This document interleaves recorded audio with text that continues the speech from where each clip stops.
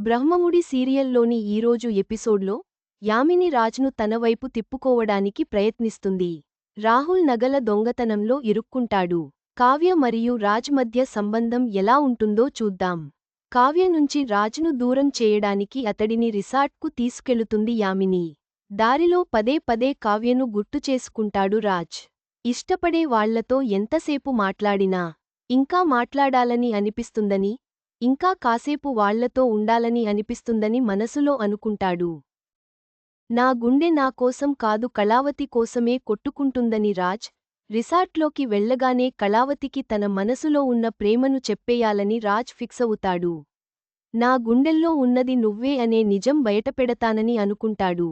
మరోవైపు కావ్యను రాజ్ జీవితంలోనే లేకుండా చేస్తానని మనసులో శపథం చేస్తుంది యామిని. స్వప్న 7 వారాల నగలు కొట్టేసిన రాహుల్ వాటి స్థానంలో గిల్ట్ నగలు తయారు చేస్తాడు. స్వప్న రూంలోని లాకర్లో గిల్ట్ నగలు దాచేసి దొంగతనం తనపై పడకుండా జాగ్రత్త పడాలని అనుకుంటాడు. కానీ కప్ బోర్డ్కు లాక్ ఉండటంతో కీ కోసం రూంలో వెతుకుతుంటాడు. అప్పుడే అక్కడికి స్వప్న వస్తుంది. ఏం వెతుకుతున్నావని రాహుల్ను అడుగుతుంది. పవర్ బ్యాంక్ కోసం వెతుకుతున్నానని అబద్ధం ఆడుతాడు. నిన్ను చూస్తుంటే నాకో ఏదో డౌట్గా ఉందని స్వప్న అంటుంది. నీ గురించి తెలిసి నేను పిచ్చి పిచ్చి వేషాలు ఎలా వేస్తానని రాహుల్ భయం ఉన్నట్లుగా నటిస్తాడు. రాహుల్ బాడీ లాంగ్వేజ్ చూసి ఏదో తప్పు చేశాడని రుద్రాణి గ్రహిస్తుంది. నీ చూపులు దొంగ చూపుల్లా ఉన్నాయని కొడుకుతో అంటుంది. నీ ఓవర్ యాక్షన్ చూడగానే నువ్వేదో చెడ్డ పని చేశావని ఈజీగా తెలిసిపోతుందని రుద్రాణి అంటుంది. రాజ్ యామినితో పెళ్లి జరిగిన తర్వాత స్వరాజ్ గ్రూప్కు ఏండీ నువ్వేనని ఇంట్లో వాళ్లను నమ్మించే ప్రయత్నాలు చేస్తున్నానని, అది చెడగొడితే నిన్ను చంపేస్తానని కొడుకుకు వార్నింగ్ ఇస్తుంది.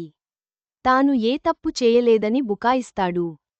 నగల గురించి స్వప్నకు తెలిసేలోపే గిల్ట్ నగలను లాకర్లో పెట్టేయాలని అనుకుంటాడు. రాజ్తో కలిసి రిసార్ట్లో అడుగుపెడుతుంది యామిని. రాజ్ను ఎలాగైనా తన సొంతం చేసుకోవాలని కలలు కంటుంది. పెళ్లికి ముందే మనం మన లైఫ్ను మొదలుపెడదామని రొమాంటిక్గా మాట్లాడుతుంది. నీతో గడిపే ఈ 2 రోజులు నాకు లైఫ్ లాంగ్ గుర్తుండిపోవాలని రాజ్ చేయిని పట్టుకుంటుంది. కానీ రాజ్ మాత్రం చేయి వదిలించుకొని యామిని దూరంగా జరుగుతాడు. రాజ్ మనం కాబోయే భార్యభర్తలం కదా అని యామిని అంటుంది. ఇంకా కాలేదు కదా అని రాజ్ బదులిస్తాడు. యామిని ముద్దు పెట్టబోతుండగా రాజ్ అక్కడి నుంచి లేచి వెళ్ళిపోతాడు. అదే రిసార్ట్కు కావ్య వస్తుంది. యామినిని రూంలోనే వదిలేసి కావ్యను కలవడానికి వెళతాడు రాజ్. ఇప్పుడు తప్పించుకున్నా నువ్వు మళ్ళీ నా దగ్గరకు రావాల్సిందేనని రాజ్ను ఉద్దేశించి యామిని అనుకుంటుంది. కావ్య వచ్చిన విషయానికి తెలిసినా ఆమెను సడెన్గా చూసినట్లు మీరు ఇక్కడ సడెన్ సర్ప్రైజ్ అని రాజ్ అంటాడు. నేను ఇక్కడికి వచ్చిన విషయానికి తెలిసే మీరు నన్ను కలవడానికే ఇక్కడికి వచ్చారు కదా అని రాజ్పై కావాలనే రివర్స్ ఎటాక్ మొదలుపెడుతుంది కావ్య. నా ఫ్రెండ్ను కలవడానికి వచ్చానని రాజ్ బుకాయిస్తాడు. ఇంకా మీరు నాకోసం వచ్చారని అనుకున్నానని కావ్య అంటుంది. మీకోసం వచ్చానని చెబితే హ్యాపీగా ఫీలయ్యేవారా అని రాజ్ అడుగుతాడు. ఈ రోజు మొత్తం తనతోనే టైం స్పెండ్ చేయాలని కావ్యను కోరుతాడు రాజ్. నా దగ్గర అంత టైం లేదని కావ్య బదులిస్తుంది. రాజ్ కావ్యలను వెతుక్కుంటూ యామిని కిందికొస్తుంది.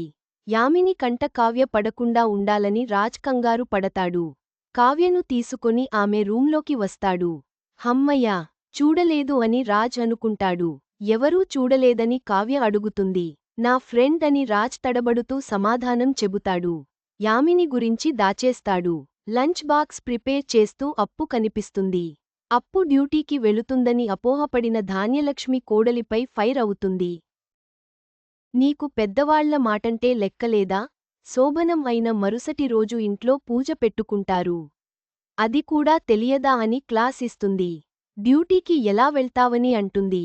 అప్పు డ్యూటీకి వెళ్లడం లేదని 3 రోజులు లీవ్ పెట్టిందని అప్పుడే అక్కడికి వచ్చిన కళ్యాణ్ ధాన్యలక్ష్మికి బదులిస్తాడు.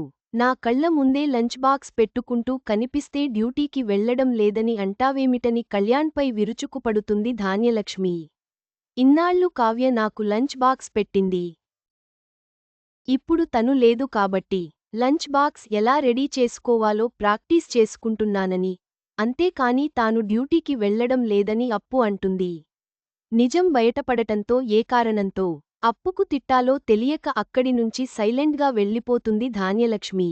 ధాన్యలక్ష్మిపై ప్రకాశం సెటైర్లు వేస్తాడు. రాజ్తో 2 రోజులు రిసార్ట్లో ఏకాంతంగా గడపాలని యామిని ప్లాన్ చేస్తుంది. కానీ ఆమెను వదిలిపెట్టి కావ్యతో కలిసి బయటకు వెళ్లాలని రాజ్ ప్లాన్ చేస్తాడు. రిసార్ట్లో కావ్యను చూసి యామిని షాకవుతుంది. రాజ్, కావ్య కలిసి బయటకు వెళుతుండగా చూస్తుంది. అక్కడితో నేటి బ్రహ్మముడి సీరియల్ ముగిసింది.